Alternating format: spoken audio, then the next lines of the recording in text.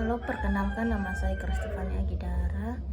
Saya dari jurusan Administrasi Bisnis, Prodi Manajemen Perusahaan kelas 1D. Di sini saya akan menjelaskan tentang garis besar dunia wirausaha. Wirausaha adalah seseorang yang melakukan kegiatan usaha yang ditandai dengan kecerdasan atau bakatnya yang mengenal produk baru, menentukan cara produk baru, dan memperkenalkan produk baru ke pasar.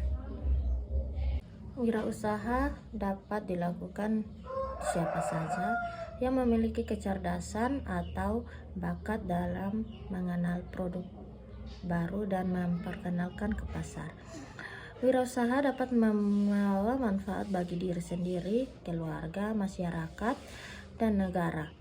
Wirausaha memerlukan kemampuan dalam mengelola sumber daya secara ekonomis dan produktivitas rendah ke tinggi. Wirausaha juga memerlukan kemampuan dalam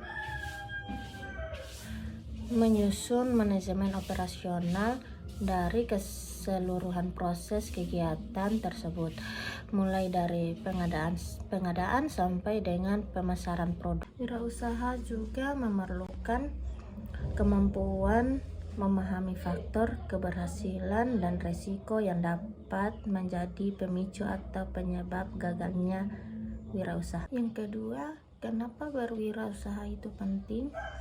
Karena wirausaha dapat membuka lapangan pekerjaan bagi orang lain sehingga dapat mengurangi jumlah pengangguran di Indonesia.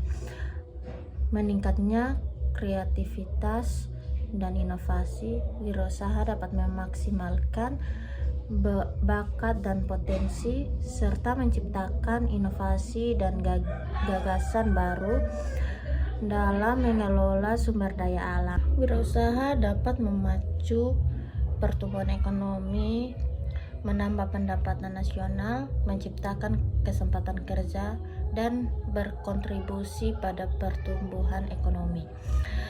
Wirausaha dapat menciptakan teknologi baru, memperluas dasar pajak, dan memperluas kesempatan kerja bagi masyarakat, meningkatkan kesuksesan di masa muda. Berwirausaha di masa muda dapat membawa kesuksesan di masa muda dan memberikan manfaat bagi diri sendiri dan orang lain. Yang ketiga, saya akan menjelaskan tentang strategi manajemen bisnis. Yang pertama, mendapatkan visi dan misi. Visi dan misi perusahaan harus menjadi acuan dalam menentukan strategi bisnis yang tepat. Yang kedua, mengidentifikasi pasar dan produk. Perusahaan harus memenuhi pasar dan produk yang ditawarkan agar dapat menentukan strategi bisnis yang tepat. Yang ketiga, fokus. Perusahaan harus fokus pada tujuan bisnis yang telah ditentukan dan tidak terlalu banyak membagi perhatian pada hal-hal yang tidak penting.